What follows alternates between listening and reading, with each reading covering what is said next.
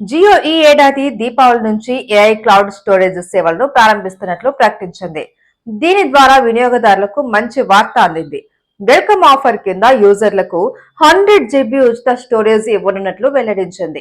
ఈ విషయాన్ని 47వ వార్షిక సాధారణ సమావేశంలో జియో అధినేత ముఖేష్ అంబానీ తెలియజేశారు.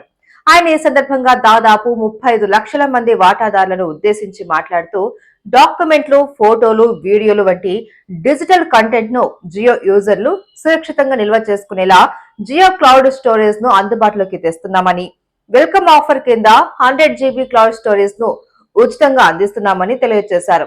ఎక్కువ స్టోరేజ్ కావాలి అనుకునే వారికి సరసమైన ధరలతో అందుబాటులోకి తీసుకురాబోతున్నట్లు తెలియజేశారు. ఏఐ సేవలు కొందరికి మాత్రమే అందే లగ్జరీగా మిగిలిపోకూడదని, అందరికీ అందుబాటులోకి రావాలి అని తాము కృషి చేస్తున్నట్లు వివరించారు.